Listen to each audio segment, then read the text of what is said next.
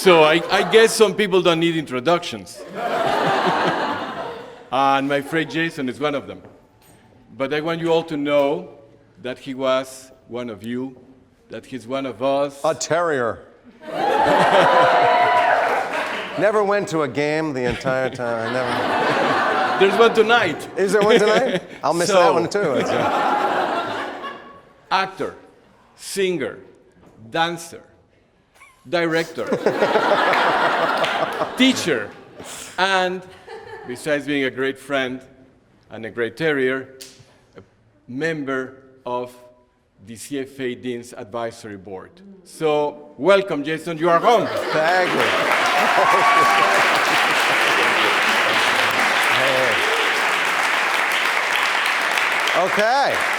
This is very good. So I haven't worked in the round for a while. This is, my back is always to somebody. Hi, nice to see you all. Thanks for having me back. This is so strange. This looks exactly the way it did in 19... They haven't painted, they haven't done the floor. These were the spike marks when I was here. This is, it is so freaky always being back in this building. Nice to see you. Apparently what they tell me is we're going to do like an hour of torture with three very brave people who are going to get up and do a little bit of work today, and I will show you what I have been trying to develop and teach for the last 18 years. And then our second hour, for those of you that want to hang out, is just open conversation. You can talk about anything, everything, theater, showbiz, politics, sex. I'm an expert on it all. But to jump into sort of the master class part of this,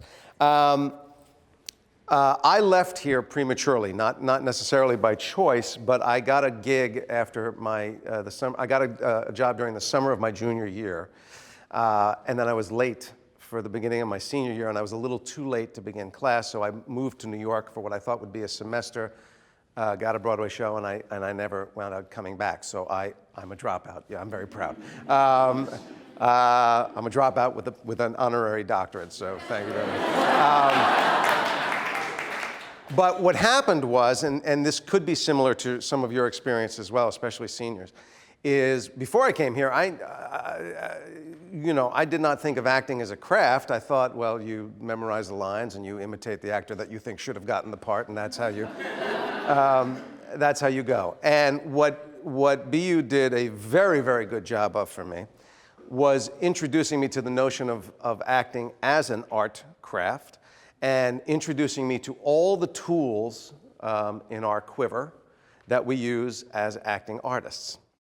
A painter can go home and paint, and a dancer can go and stretch. And how do I practice? How what do I, you know what I mean? How do you strengthen? Yes, here's the answer to your question. The only difference between us, and really musicians are kind of with us as well. A painter, my wife paints regardless of the audience. The work exists whether there's someone looking at it or not. Actors tend to feel our work doesn't really exist until someone is working at it. You must eliminate that from your thinking. Our work exists because we live to create characters and stories and experiences.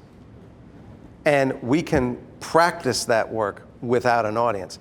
The only thing about an audience is they'll tell you whether what you are trying to communicate is being communicated. They will tell you, I understand your choices or I don't. I am moved by your choices or I'm not. But the act of practicing this does not require an audience. In fact, you could do it in front of a video camera and be your own judge.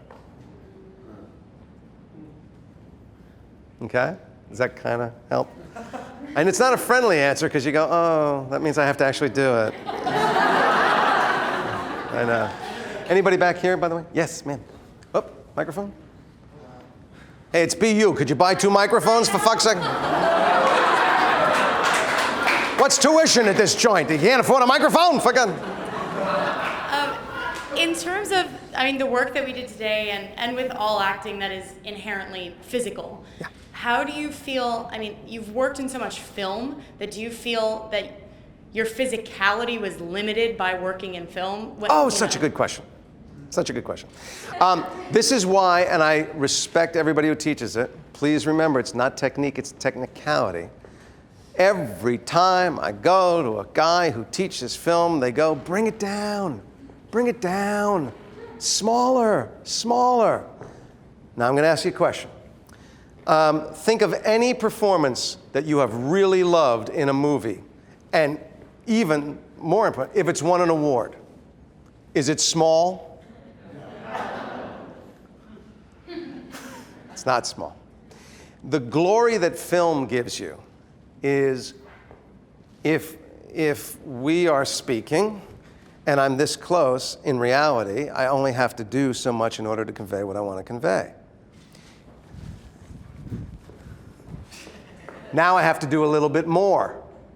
And the camera captures the smallest thing when I'm doing it in this proximity. But if I'm furious at the three of them, I'm not going to go, I'm furious at the three of you. Just because there's a camera rolling. So camera does not dictate the size of your actions. Camera gives you a wider range because you can play the action very small. And that's huge on screen. But you don't shrink your choices because there's a camera rolling. Does that help? Okay, great. There are roles I cannot play, both because my physicality will not adapt to create that illusion, or my life experience does not give, and my power to observe does not give me the tools I need to do it better than this guy. And it doesn't mean I shouldn't keep working at it. It means I have to have a realistic expectation in the real world about, will I ever take this opportunity from him? Probably not. But does it still have value for me to work on it? Yes, if it expands my ability or challenges me. It does. The other part that I want to say as an answer to you is, as you begin to find your way of working and you bump into something and you go, I can't make this work, be gentle with yourself. Larry, I keep quoting Larry Moss because I studied with him for 14 years, and he's quite brilliant. You don't yell at a bud because it isn't a flower yet. It's gonna be a flower, but it opens when it's time for it to open. If you're working on something that is beyond your ability at the moment, it doesn't mean it will be beyond your ability in a month, but at the moment, it's gonna frustrate the hell out of you. Acknowledge it and go, I'm not getting this. I'm not achieving what I want to achieve right now. Tomorrow. I'll make another choice tomorrow. I'll look at one of these elements another way. Or I need to go out and observe something that is this in life and see if I can learn something from that. But there's very little that that I would answer in any other way to your question about have I hit a wall on something and I don't know if it pays to persevere and be brave and force it through or to retreat for a little bit. I don't think I've ever come across that in my professional life because they wouldn't cast me unless I was able to do it to some degree. But in my training, oh my God, there were days where I thought I just should give this up. I mean, I'm looking at people in my class with Larry, or even when I was here. I got to tell you, I had huge problems tapping into my emotional life when I was here.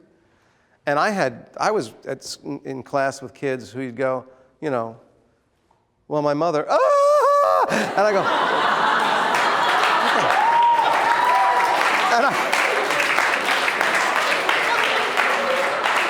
and you know, I would call my parents and go, you guys were too nice.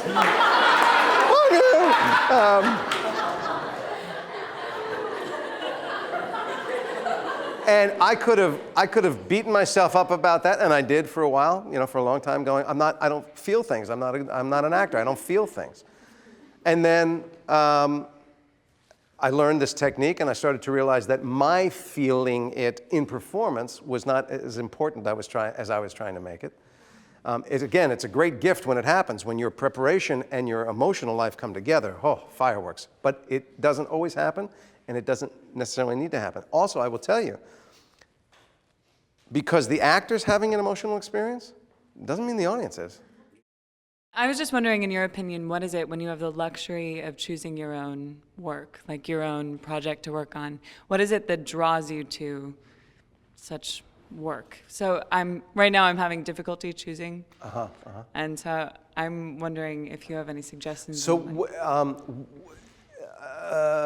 is the thesis just a project for here within the program? It's not something that you necessarily have to put in front of agents? Yeah, it's pretty much just. It's just in-house, okay. There's a lot of ways you could choose. You could make the choice to say, I want to do something that I really shouldn't be able to do, because this is the safest place I can do it. And I'm gonna try everything I know to approach this, knowing I'm not gonna have a finished product that makes sense. But I want to do this here while I have people around me who love me and have coached me and that I believe in, so that we can look at it and go, well, you know what? We didn't expect you to nail it, and you got this far, and you could do this. That's one way to go. Another one would be to go, fantasy. I have always wanted to do this. It's right in my wheelhouse. I love this material. I may never get another chance to do it. I want to do this.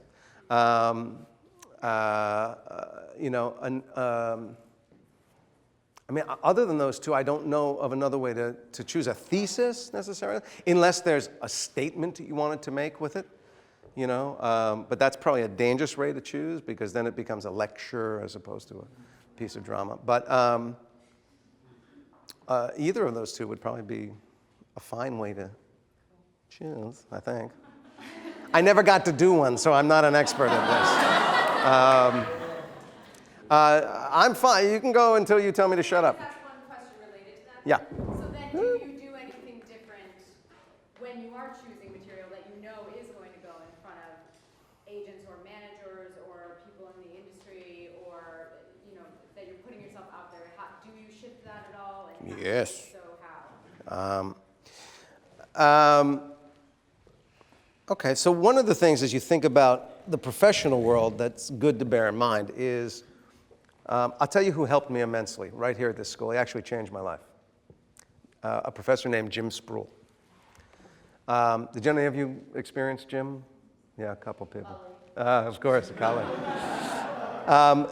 Jim was an African-American actor who grew up in the 60s street political theater, social causes, using theater as a tool to change people's hearts and minds. Very passionate guy.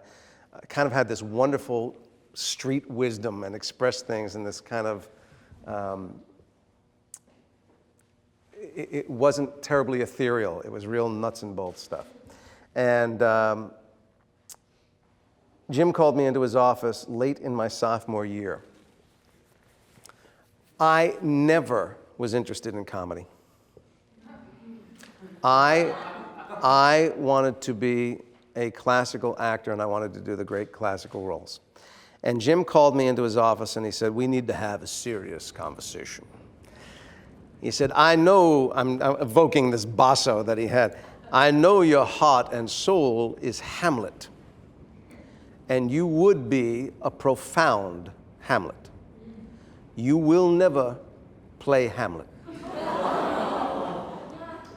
So you best get good at Falstaff. And I was like, Falstaff? Why Falstaff? He said, if you want to play at this, go the way you're going and roll the dice. If you want to succeed at this, you will learn to do comedy and love it.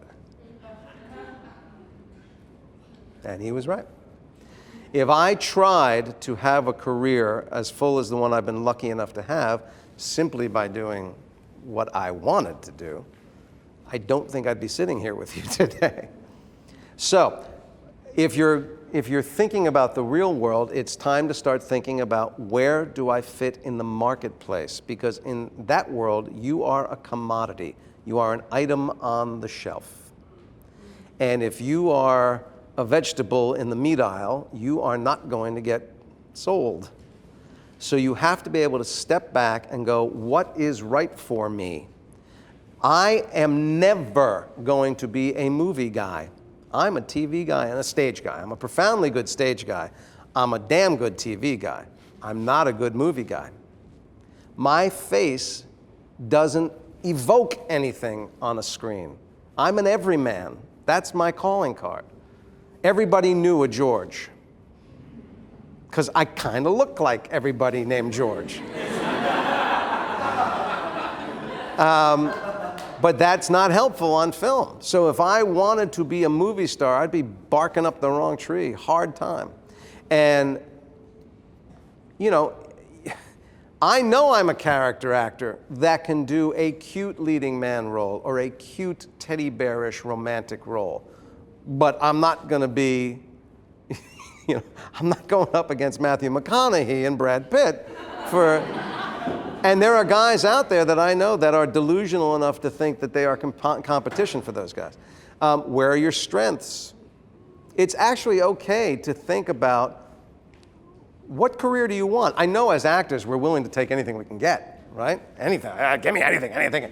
But that's what you can get. What do you want? Do you want to be on Broadway? Big question. Yes, you want to be on Broadway because it's the big time for theater in this country. It's not the best theater. It's the best commercial theater. Do you want to do that? Or do you want to do great theater? If you want to do great theater, you're not looking at Broadway. You might be looking at off-Broadway, but you're not looking at Broadway. Do you want to do musical comedy? You might be looking at Broadway. Do you want to do a sitcom or a 1-hour police procedural?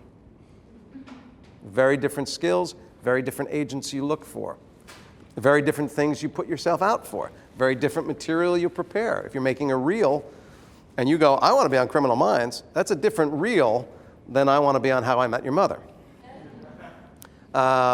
So you are allowed to work for the specifics of what you want and still stay available for what you can get.